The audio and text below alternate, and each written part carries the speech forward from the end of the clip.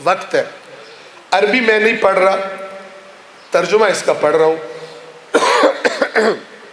याद रखो, ये मौला का खुतबा है नहजुल बलागा में, और ये जो मेरे पास है इसका नंबर 176 है। फ़र्क भी होता है किताबों में। इसमें मौला ने कुरान मजीद की फजीलत बयान की है। फ़ज़ाइल पढ़े, उस किताब की शान क्या होगी, अली जिसके फ़ज़ाइल पढ़े। तवज्जो फरमा रहे हैं? जो खुद फ़ज़ाइल का मजमुआ है, वो जब किसी की तारीफ़ करे तो फिर वो क्या किताब होगी। वो किसी शख्सियत की तारीफ़ करे तो वो क्या शख्सियत होगी। मैं सरवर कायनात की तरफ इशारा करूं कि किसी से मौला अली का कुछ कलाम हुआ तो मौला से कहने लगा, तू वो नबी तो नहीं है जिसकी शोहरत हुई है। तो मौला ने फरमाया, मैं वो नबी नहीं हूँ, मैं उसके गुलामों में से एक गुलाम। तो जिसका तारुफ कराते हुए अली खुद को उसका गुलाम कहे, वो मोहम्मद मुस्तफ़ा क्या शख्सियत होंगे। और अली जैसा बाब मदीनतुल इल्म जिस किताब के ये फ़ज़ाइल पढ़े, उस किताब जैसी फिर कौन सी किताब होगी। और कितने अफसोस की बात है, उस अली के नाम लेवा इस किताब से जुड़े हुए ना हो। सुनिए, याद रखो, ये कुरान वो नासिह नसीहत करने वाला, ये कुरान वो नसीहत करने वाला है जो धोखा नहीं देता। यानी तुम इसके पास जाओगे, गारंटी है धोखा नहीं दे। लिहाजा उन बेईमानों की ना सुने जो कहते हैं वो कुरान पढ़ोगे तो गुमराह हो। मौला अली कह रहे हैं वो नसीहत करने वाला है जो धोखा नहीं देता, और वो हिदायत करने वाला है जो गुमराह नहीं करता, और वो बयान करने वाला है जो झूठ नहीं बोलता, ना धोखा देता है, ना गुमराह करता है, ना झूठ बोलता है। कोई शख्स इसके पास नहीं बैठता मगर ये कि जब उठता है तो या हिदायत में इजाफा करके उठता है या अपनी गुमराही में कमी करके उठता है। जो भी बैठता है फोटो खिंचवाने के लिए नहीं, पढ़ने के लिए। ये नो कुरान रख के साथ फोटो खिंचवा के मैं तो साथ बैठा हूँ। तवज्जो फरमा रहे, कुरान के साथ बैठता है, यानी जैसे दोस्त के साथ बंदा बैठता है, बातचीत करता है। तो जो भी बैठेगा या अपनी हिदायत में इजाफा करके उठेगा या अपनी गुमराही में कमी करके उठेगा। याद रखो, कुरान के बाद कोई किसी का मोहताज नहीं हो सकता। क्या मतलब? जो बात तुम्हें कुरान से पता चल गई, अब कहीं से तस्दीक करवाने की जरूरत नहीं है कि ये बात सच्ची है या झूठी है। हाँ, अगर कहीं और से बात पता चली है तो कुरान से तस्दीक करानी जरूरी है। तभी तो अहले बैत ने फरमाया, जो बात हमसे मंसूब सुनो उस वक्त तक न मानना जब तक ये ना देख लो अल्लाह के कलाम के खिलाफ तो नहीं। ये फरमा रहे हैं, याद रखो, कुरान के बाद कोई किसी का मोहताज नहीं और कुरान से पहले कोई बेनियाज नहीं। तुम्हारे पास कुरान ना हो, तुम और किताबें पढ़ के समझो मैं बड़ा बड़ा आलिम बन गया हूं, नहीं बने। जब तक अल्लाह की किताब नहीं है तुम नाकिस हो। अपनी बीमारियों में इससे शिफा हासिल करो। ये बीमारी से मुराद पेट की दर्द नहीं है, मौला को भी पता था, आगे खुद वजाहत कर दी, क्योंकि अब वो बीमारियों की शफा ज्यादा ले रहे होते हैं। कोई कोलेस्ट्रॉल कंट्रोल कर रहा है सूरह रहमान से, उस तासीर का भी इनकार नहीं है, करे, लेकिन असल किस बीमारी की शिफा है वो जरा मौला से सुन ले। अपनी बीमारियों में इससे शिफा हासिल करो और अपनी मुसीबतों में इससे मदद मांगो कि इसमें बदतरीन बीमारियां यानी कुफ्र, मुनाफिकत और गुमराही की शिफा मौजूद है। यानी इस कुरान से इन बीमारियों से शिफा मिल जाए।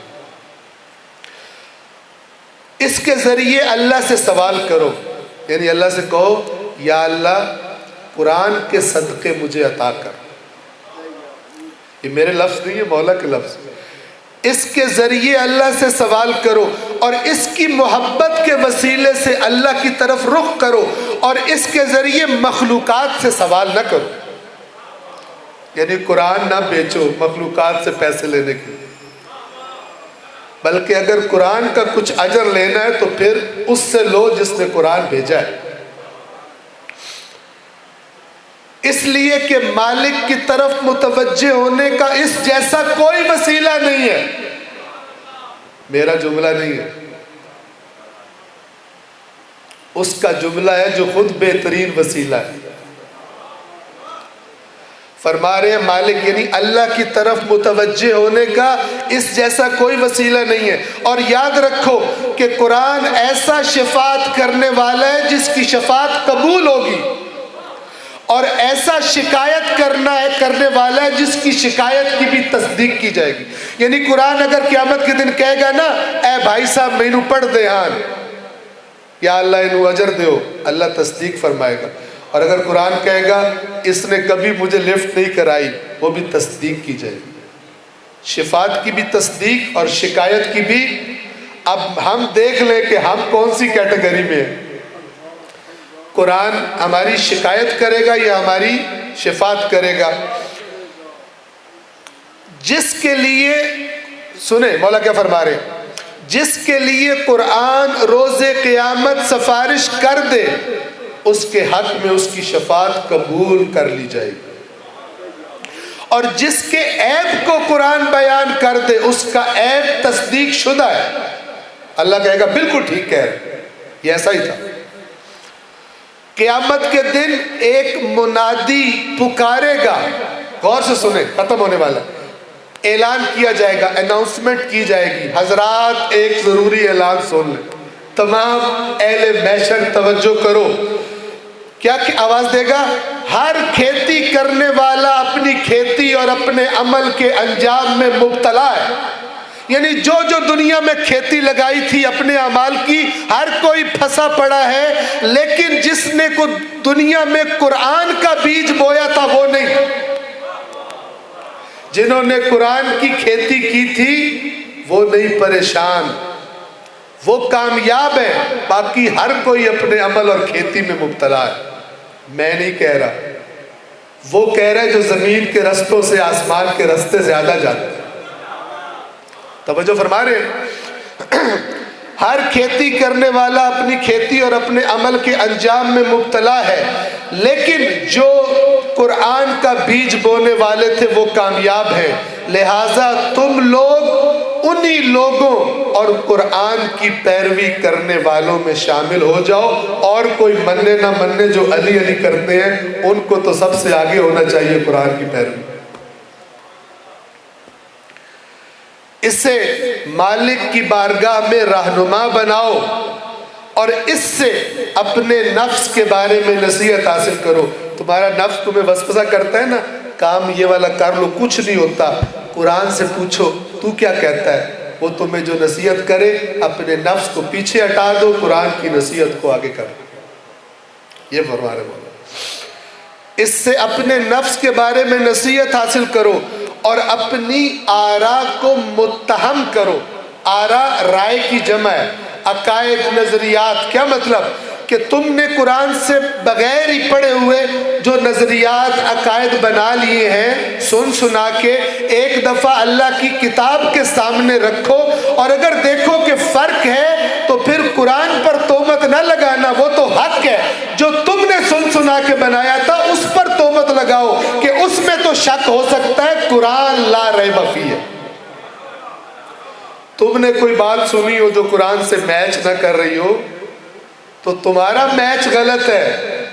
कुरान दालिकल किताबु ला रैब फीह। तो कोशिश करें जब तक अल्लाह ने मोहलत दी हुई है, कम से कम एक दफ़ा तो ये चेकिंग कर ले अपनी अल्लाह की किताब के साथ, और अपनी आरा को मुत्तहम करार दो और अपनी ख्वाहिशात को इसके ज़रिए फ़रेब दो। ख्वाहिशात तुम्हें फ़रेब देना चाहती हैं, तुम कुरान के ज़रिए ख्वाहिशात को फ़रेब दो। क्या मतलब? ख्वाहिश तुम्हें कहती है कोई बात नहीं कर लो, फिर तौबा कर लवी। तुम कहो कि कुरान मजीद कह रहे कि जन्नत में हर ख्वाहिश पूरी होगी, मैं हुड़ कोई नहीं कर लूँ।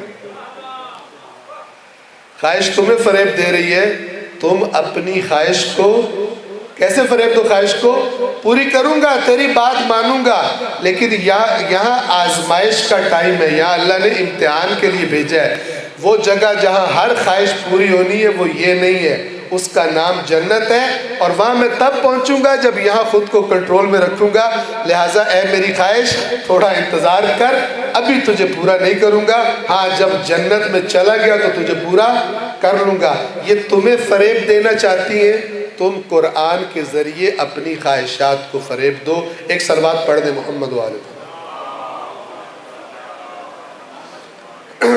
उम्मीद है इंशाअल्लाह कि जो मुख्तसर सी गुजारिशात आपकी खिदमत में पेश की सबब बनेगी कि इंशाअल्लाह पहले से ये तीनों किताबें आपकी ज़िंदगियों में होंगी हैं, लेकिन अगर कमी बेशी है तो ये 3 किताबें अपनी दिन में, मैंने कहा कि बहुत नहीं, आधा घंटा निकाल लें, 20 मिनट निकाल लें और इनको थोड़ा थोड़ा पढ़ें, लेकिन उर्दू में पढ़ें। तवज्जो फरमा रहे, अरबी को ना छोड़ें, अरबी को बेशक ज़रूर पढ़ते रहें, वो अपनी जगह अहम है, लेकिन आपकी ज़ुबान चूँकि अरबी नहीं है, आप सारी उम्र भी अरबी पढ़ते रहें, आपको नहीं पता चलेगा लिखा क्या हुआ है, तो इनका तर्जुमा पढ़ने की कोशिश करें। परवरदिगार आलम दुनिया और आखिरत में हमें मोहम्मद व आले मोहम्मद के कुरान करीम के पैरोकारों में से शुमार फरमाए। वस्सलामु अलैकुम व रहमतुल्लाहि व बरकातुहू।